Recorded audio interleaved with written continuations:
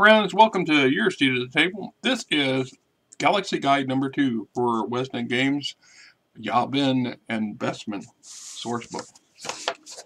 I paid $12 for this in, what year was it? 1989.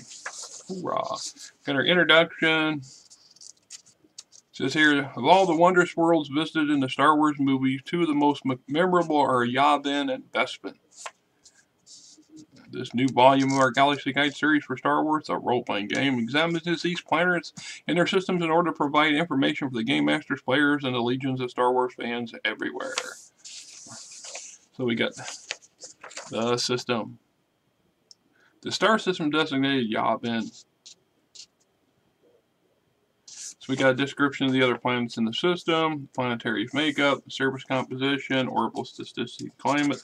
Life forms, this would be for the planet Fadal. First planet in the Yavin star system is a hot, toxic world devoid of life. Yeah, that's what I want to go there for, right? Yeah. The Yavin system, the map itself.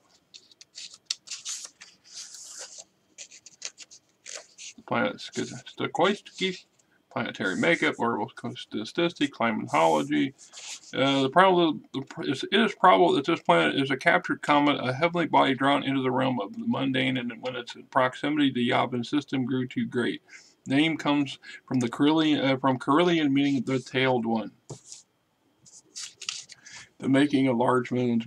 With regard to Yavin's larger moons, there are three currently theories of formation. Blah, blah. So this is an interesting note that a couple of the moons in the Yavin system are actually inhabitable. So we got the core of Yavin, the ash giant, life on Yavin, smaller moons of Yavin.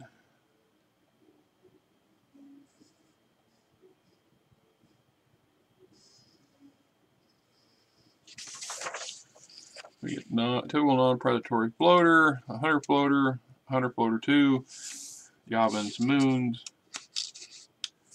The planet Yavin is framed by numerous moons of various sizes, spinning majestically around the gas giant. Some of the planets themselves are planetized themselves, although Yavin proper dwarfs even the largest satellites.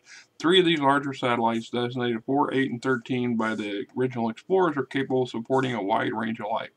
Smaller moons ranging from a few kilometers in diameter to up do not have the gravity or atmosphere to sustain most living organisms. That would not suggest or say that you couldn't have built something there that was self-contained.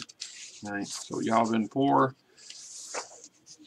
We got the life forms, the history of the vanished race, lower life forms, the blue leaf, the Maasai sea site, which later becomes the rebel base. Level 4, the Great Temple. Cutaways and views and generalized locations of where things are. Using blue leaf in role-playing game. Once one leaflet chewed gives the rebel characters a +2 in all perception rolls for 1 hour, but he or she must make a moderate stamina roll in combat to combat the exhaustive effects of the abrupt cessation of the stimulus. Nice to know. Climbing ferns, nebulous orchids, touch knots, grenade fungi, blowing up fungus. That's what we want to know. We got animals, crayfish, crawfish, runyips, woolmanders. Yavin 8. There's nothing remarkable about the air on Yavin 8. It's breathable by humanoids, although some species may require resistance to respirators or breathing gear. The element in greatest abundance is the norm for all humanoid and habitable planets, is nitrogen, making up 73% of the entire atmosphere. Geography, typical burrowers, grazers, ursoid, other creatures and critters and stuff that can be found on moon number 8. And moon number 13 is a desert moon, but desert does not mean dead. Yavin 13 is teeming with life forms uniquely adapted to the hardship of desert living. Always nice. Lots of locations, lots of interesting options and stuff. I've actually, of a lot of the locations, I utilized Yavin's various moons and stuff over in a number of adventures for different things other than the rebels being there. Just a matter of what kind of campaign you're running and what period of timeline you choose to set it in.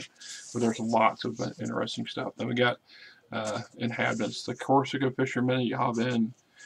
There's actually a short, I don't know if it's in another, yeah, there's a module that comes out. Now, I think it may be in the back here where they're fishing extremely valuable gemstones that are formed. They're called Corsica stones.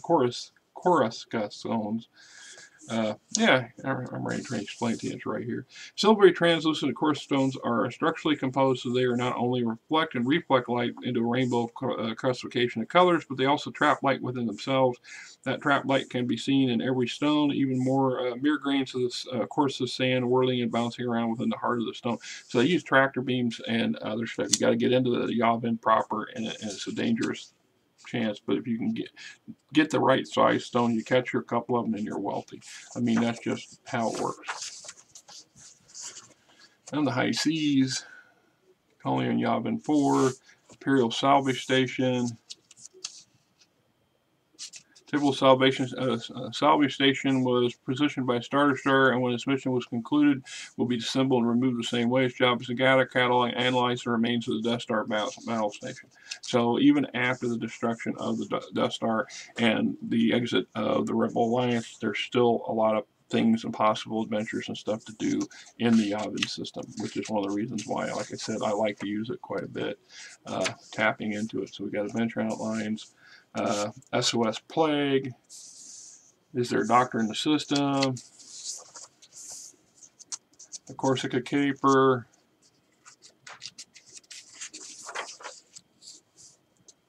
So this is your basic adventure with this, that, and the other thing going on, which leads us to Bespin, yet another gas giant system with a lot of possible play value. And once again, I've had a number of episodes and adventures for players over the years where they ended up in the Bespin system either doing business or finding something or chasing something, whether it was at the actual station, the floating city itself, or somewhere else in the system. So Bespin system poses 3 worlds in an asteroid belt. Only 2 of the many moons orbiting principal planet Bespin are worth intention. The rest are smallish hunks and rocks and debris. Planet Miser, Planet Orin, and Belser's Ring. Bespin's moons, the Haggard and Dudana, the largest of the Bespin satellites, also known as the twins, spin around Bespin at roughly the same orbital plane. And a little bit of stuff on that. Getting to Bespin, here's the system map. Days, years, seasons, the planet Bespin itself, atmosphere and core, Savannah gas, storms, life forms, Beldons and Belcors, which are mentioned in a couple novels. Bespin's Cloud City itself, its history, Parawing gliders, sky ships, the gambling scene, the vacationing scene, a bit on the Cloud City's founder, which is not Lando. It's the guy who Lando won it from. Cloud City's government, the factions, the administrator, Lobot, the computer liaison officer, the execs of the city corporate administrators who are hired by Cloud City or various companies on Cloud City after undergoing a battery of interviews, just like any other job. Because every business aspect of Cloud City profoundly affects any other, it becomes convenient to house all the offices together in the administrative levels. The execs report their needs to the administrator, Calrissian, and he does his best to comply and to keep the businesses happy. Gambling Authority, Parliament of Guilds, Citizens and Guests, the Wing Guard, the Underworld, the Smugglers, Impochance. The galaxy is filled with computers which contain financial records of billions of corporations. Companies employ top-notch researchers to create the next breakthrough in their field. The designs of prototypes, new products are locked away, and there's people who want to get a hold of it. And then some of these folks. Forgeries, credit chips, details on Cloud City itself, geography, floating, the wind tunnel through the city, the tractor beam tube, the city's energy, keeping the city afloat, Savannah gas mining, Big and Associates, Bespin Motors, a little bit of this, a little bit of that. Lots of neat stuff and interesting things useful for play. And I don't care what generation of Star Wars RPG you're using, these sort of source books still are quite viable. The mechanics change, the settings rarely do, and despite what Disney wants to do, or is maybe learning from their mistakes now, from what I keep hearing. But you know, hey, that's neither here nor there. So, some adventures, some settings, some interesting stuff for both the Yavin system and Bespin system. Till next time, this is Rick, and you're seated at the table. Hope you have a great weekend.